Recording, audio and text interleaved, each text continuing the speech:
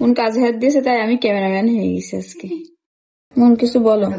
মন এখন হেয়ারের কাজ, ব্রাইডালের কাজে হাত দিয়ে শুরু করে দিয়েছে। সামনে ছাড়া রাখতে চাচ্ছে, আবার কিন্তু এই ধরনের সীতাবাটি দিতে চাচ্ছে।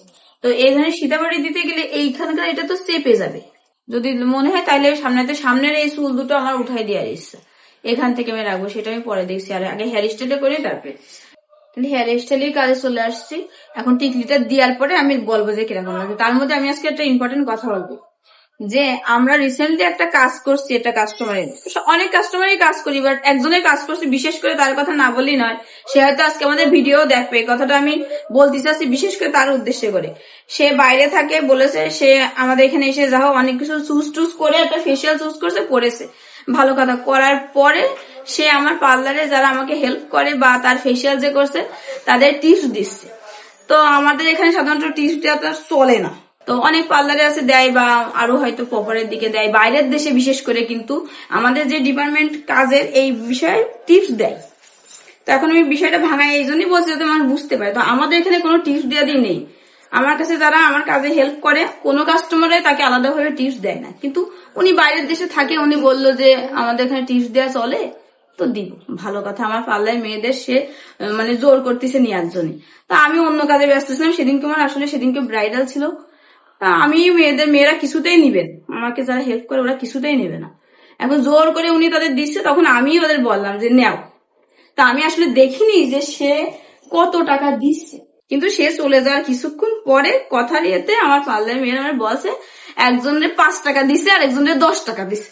তা কথা আছে, এত বড় মনের যারা অধিকারী তাদের দরকার নেই ভাই টিপস দেওয়ার। আমি কখনোই বলি না যে আপনার পারলে সেই টিপস যে আপু দিয়েছে, বিশেষ করে তাকেও আমি বলছি জিনিসটা, যে এত বড় মন মানসিকতা নিয়ে ভাই আমাদের এখানে আপনি টিপস দিতে আইসেন না, আইসেন সার্ভিস নিয়েন, আমরা যেটা ভালো পারি করে দেব। হাসছে সবাই হাসছে, হাসারই কথা। আমার মেকআপ পছন্দ হয়েছে বলো? হ্যাঁ, অনেক সুন্দর হয়েছে। কি শুনলি?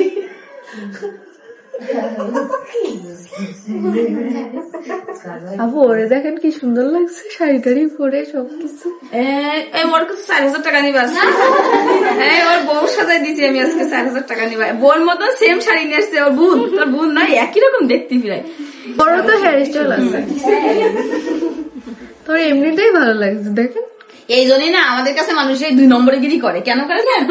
একটুখানি চোখের পরটা খয়েরি করে দেন, একটুখানি চোখের পরে গ্লিটার করে দেন বলে এবার আপনার ইয়ে করে নিবে, ব্রাইডাল সাজ করে বহুত কাহিনী আছে ভাই আমাদের পাল্লায়। আমাদের ভিডিও কেন মানুষ দেখে জানেন?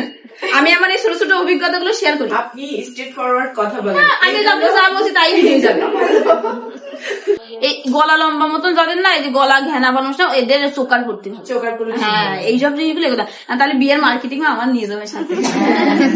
ঠিকই বলেছেন, আমার নিয়ে যাবে না, আমিও বায়না করবো আমার এটা কিনে দেবো। আর সাথে গেলে কিনে দিতে আজকের বোন নাম তিশা, আমি বুকিং নিতেও ভুলে যাই। তিশা অপি অপি। আজকে আমার প্রথম ব্রাইড হয়ে গেছে, সকালবেলা যে বোর হয়েছে